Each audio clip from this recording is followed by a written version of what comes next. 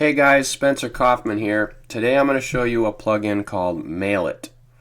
It is a WordPress plugin that you can load up on your website and use to send emails out to your lists or whomever. It's like a MailChimp, but it's non-restrictive. So you can add in anybody you want, you can send out to anybody you want, you can configure all the settings, etc. Now this plugin, it works on a basic function, but it really doesn't work like it says it should. So I'm going to take you through it all. You can try it out. It works for some people but not others. I've used it when it first came out. I got it right away and I've used it, and it's just not quite what I like, but I'll let you decide if it's a plugin for you or not. When you load it up, you'll come to the main page and you'll see that we have nothing because I just brand new install, and you want to make sure you have your SMTP settings entered first. So we'll go to the settings page, and here I have them configured already for ease and quickness. The first one is the host. Now this is usually mail.yourdomain.com, so mail.sellwebdomains.com. The port default is in there at 25, so just leave that. And then your SMTP username and password. This is the login for your cPanel. So make sure you have the username and password for the direct cPanel login and put that in there. Then you need a from email, so an SMTP from email. Create a separate email address or use your own and put that in here. So I have jdoe@sellwebdomains.com. Now you can set this up really easily in the cPanel. Just go to email accounts, add new email address, type in your username and password, create, and it's a matter of 10 seconds and you've got an email address. Then you have a send name, so John Doe, and that takes care of that. Then you go down here to bounce email. Now this is important because anytime you send an email and it doesn't get delivered, you want to know about that. So bounce email will tell you. This system automatically will detect any emails that are undeliverable, and it'll send it back to that email and show you which emails are undeliverable. So the good thing is you can track them. The bad thing is that it sends it to that email, so you have to kind of manually match things up. Now you can have a bounce tolerance, and then you don't have to manually do that. So if you put a bounce tolerance of, let's say 3, that's the default, your subscribers will be automatically unsubscribed from your list on 3 bounces. So that means after 3 attempts, boom, it's not going to send them any emails anymore. Now on a couple occasions where, like, if someone clicks on your email and marks it as spam, they're going to be removed right away. So it won't even do your 3 bounce tolerances. They'll just automatically be removed. And the other one is if it gets sent there and it detects that it's a permanent failure, they'll be removed right away. So not just like an inbox is full or their sites are down or something. If it's a permanent failure code, they will be removed from your list instantly. Enter in your bounce email, the username, which is the same as the email address generally, and then the password you've created. Then you'll put in a physical address for spam compliance and throttling. So this is a part where it's a cool feature, but in my experience it really doesn't work that well. Right now it's 1 email every 8 seconds or 450 per hour.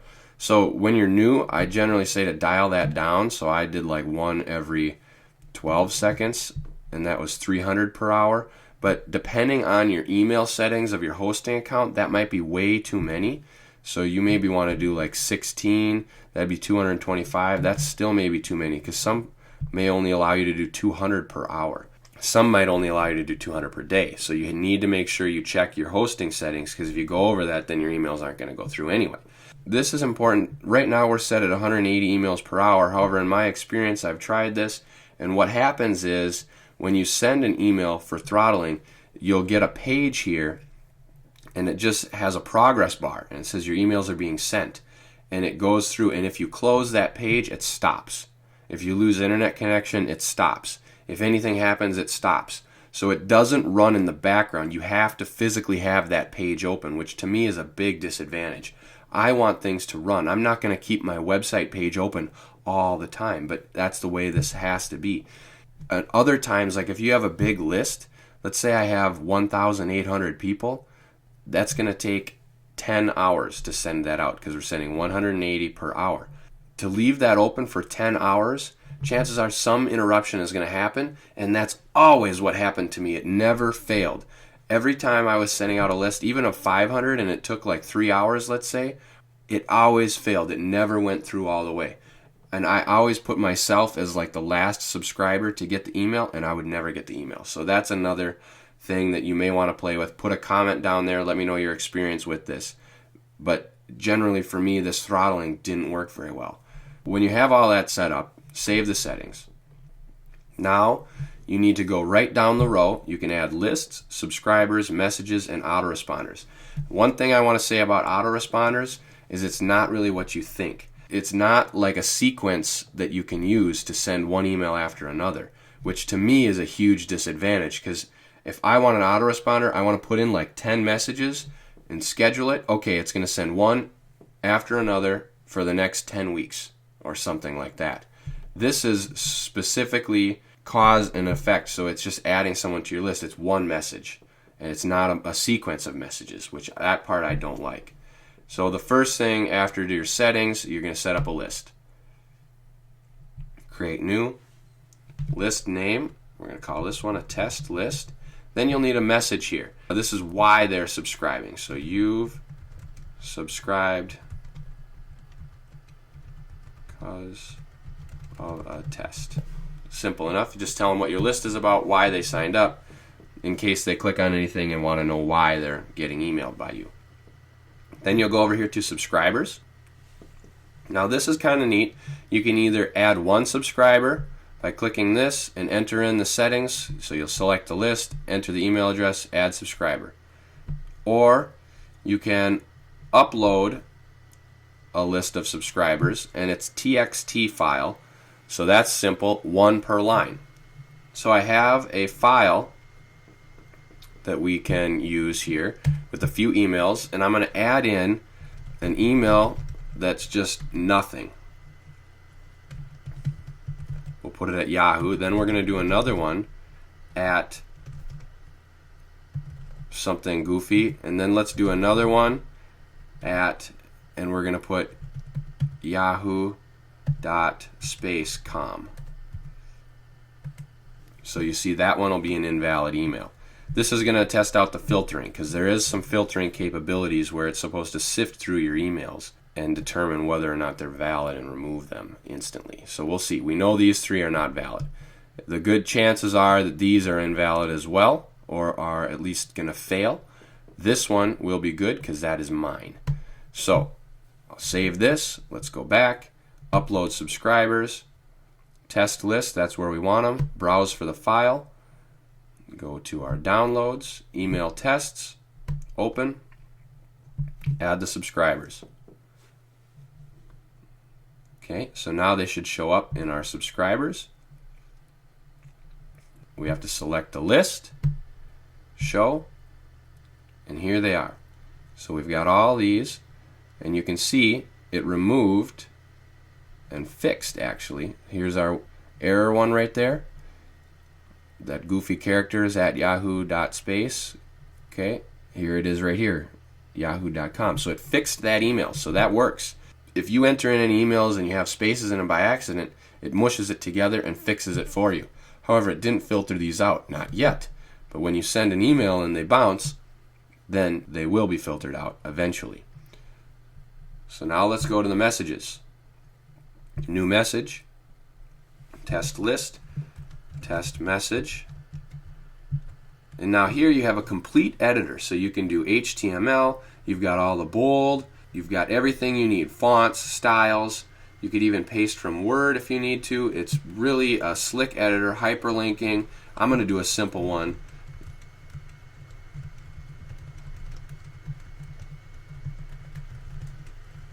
And we got bad grammar and whatever. We'll fix it maybe. Okay. John Doe. Very good. Save the message. So there it is. It says it's not sent. This is another thing that isn't really that cool, is when it gets sent, it says whether it's sent or not, but then you can't really resend it. There's no way to resend an old message. If you want to resend it, you need to create another new message of the same one, and I'll show you that later. So let's send it. However, before you send this message, before you do anything else, you need to test your settings. So we'll put in an email there, hit send now, and it says email sent, settings seem fine. So let's hit OK, and let's check that email to make sure we got it. So right here it says there are no messages. Let's refresh. There it is. Mailit test. To view this message, please use an HTML compatible viewer. No big deal. The point is, it worked. So our Mailit test worked. Our settings are configured properly. Now we are ready to send the message. Let's click this little button, send this message, send it now, OK. Okay, right here, this is what I was talking about before. So we have 10 emails total to send. If that was 100, this would take a longer time. If it was 1,800, it would take 10 hours because we're sending at 180 per hour. So this is going to take a while. We're going to let it go. Do not close your browser or page until sending is 100% complete. So to me, this is a huge inconvenience that I have to leave this page open. Another thing I have tried before is just leaving this open, and if I needed to do some other work on my site, I could open up like plugins or dashboard or something in a new tab. However, it seemed that interrupted because it was sending signals on your site. So basically, when this is running, if you do any other editor stuff on your website, it could interrupt the signal. And like I said, to me that's a big inconvenience because I would rather just hit send and let this run in the background rather than have to sit here and wait and be down for that time. You're not really down, your site is still live, but I am unable to do anything on the site while this is running. So again, if this is a 10-hour process, I gotta let it run overnight, and then when I wake up in the morning, I find out that the thing isn't working anyway because it stopped or something happened. So basically, if you're going to use Mailit, use it for small lists. Use it for lists of 500 people or less, and it should be fine because it won't take very long. One other thing that's very important is when you're first starting out emailing, don't email all 500 people at once. Set it really, really low. Send out maybe instead of 180 per hour, set it to like 50 per hour. So it's really slow, and then gradually build it up. Because all the bots out there and your servers, if you start emailing mass amounts of people, you're going to get flagged as spam right away.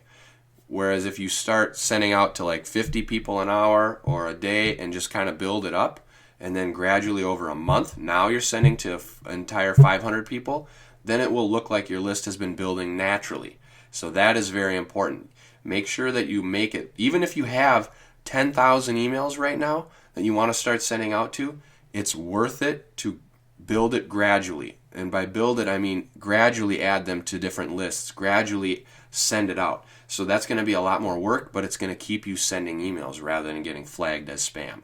And if you get flagged as spam, that's your entire hosting account, your SMTP is flagged, which means all your emails, any domain you have on there, it's just you're going to be in a world of hurt. So take the time, gradually scale it up, even if you already have a lot of subscribers. This is why it could be helpful to use a couple different emailing services while you're migrating over to one. Unless your email account has already been sending out a lot of emails, like you use MailChimp and you're sending out a whole bunch of them using your hosting SMTP, then and you convert to this, no big deal because you already have that history, that tolerance of sending those emails. But until you build up that within your hosting, don't send out a ton at once. You need to make sure you build it. Now it says sending complete. Hit OK. And because we only had 10 total to send, it looked like it worked. Now if we go back to messages, you'll see here, test message. It says status is sent. Our options here, we can view some statistics. That'll be open rates, clicks, bounces, etc. We've got copy this message. So if we want to send it again, we can copy it and it will create a new message that we can send again, or we can delete this. Let's click on some statistics. You can see total sent, and it all just kind of went through. Select subscribers. We can choose whether they opened it, clicked it, unsubscribed, and it'll show you. Send to a list of subscribers that did not open. Then we can check out our autoresponders. Now, if you want to create an autoresponder, this is important. Autoresponders are emails that automatically get sent when someone signs up for your list. So you need to somehow integrate this autoresponder with an opt-in form. They are not triggered by imports, which means if you import a list of 500 people into an autoresponder and connect it, it's not going to automatically get sent out. They have to do some other action in order for this to happen. This is a disadvantage with the Mailit plugin. Other places allow that import to be a trigger for sending. So keep that in mind when you check out my other videos on this. Some of them allow that for import to trigger the autoresponder. Then it says you should only create one autoresponder per list. If you create more than one, only the last one will be sent out. This means if you have a list right here, we have our test list. There are 10 people in the test list. So we would create one autoresponder for this list. That means they get one message. Let's create one. Select the list, test list, email subject, auto test, email body. This is